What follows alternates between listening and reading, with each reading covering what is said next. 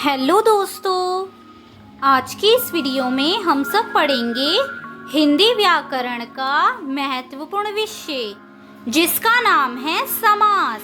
इस वीडियो में हम जानेंगे समास की परिभाषा और समास कितने प्रकार के होते हैं। तो सबसे पहले शुरू करते हैं समास की परिभाषा।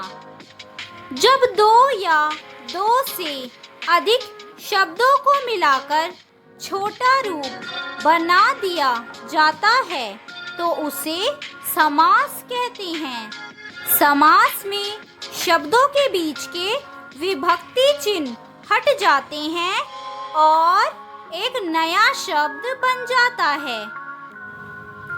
उदाहरण से हम जानेंगे। पहला उदाहरण है राजा का पुत्र, तो इससे क्या बनेगा? राजपुत्र।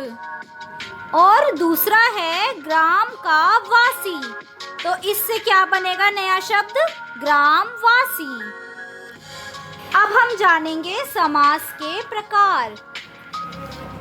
समास मुख्य रूप से 4 प्रकार के होते हैं। पहला समास है अव्ययीभाव समास। जिस समास में पहला पद अव्यय होता है उसे अव्ययीभाव समास कहते हैं। इसमें जो अव्यय होता है वो पहला पद होता है, तो इसलिए इसका नाम क्या है? अव्ययीभाव समास। अब हम उदाहरण से जानेंगे। प्रतिदिन यानी प्रति प्लस दिन। दूसरा है यथा शक्ति, यथा प्लस शक्ति, तो इसमें पहला पद क्या है? प्रति और यथा, तो ये क्या है? हमारे अव्ययीभाव समास हैं। अब दूसरा है तत्पुरुष समास। जिस शब्द में दूसरा पद प्रधान होता है उसे तत्पुरुष समास कहते हैं, यानी कि इसमें जो दूसरा पद है वो क्या है? प्रधान है, तो इसलिए इसका नाम क्या है? तत्पुरुष समास। अब इसको उदाहरण के जरिए जानेंगे। राजपुत्र, इसमें जो दूसरा पद है वो क्या है? पुत्र, तो यानी मेन क्या है? राजा का पुत्र, राजपुत्र। अब ऐसे दूसरा है ग्रामवासी, यानी गांव का वासी। इसमें दूसरा पद क्या है? वासी, तो ये क्या है? प्रधान।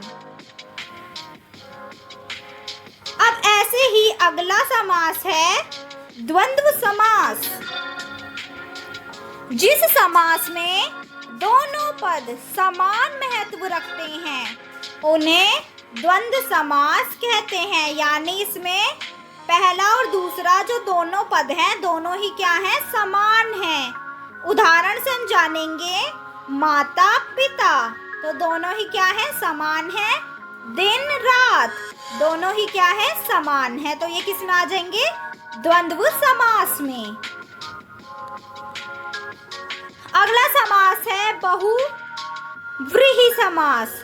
जिस समास में दोनों पद मिलकर किसी तीसरे व्यक्ति या वस्तु का बोध कराते हैं उसे बहुव्रीहि समास कहते हैं, यानी बहुव्रीहि समास के अंदर जो दो पद हैं वो मिलकर तीसरा व्यक्ति या कोई तीसरी वस्तु का क्या है? बोध कराते हैं। अब उदाहरण से हम जानेंगे। पहला उदाहरण है पीतांबर, तो पीतांबर का क्या अर्थ है? पीला वस्त्र पहनने वाला, यानी पीतांबर, पिता प्लस अंबर दोनों ने मिलकर क्या बनाया? पीतांबर का मतलब क्या है? पीला वस्त्र पहनने वाला। कोई तीसरा व्यक्ति सामने आया।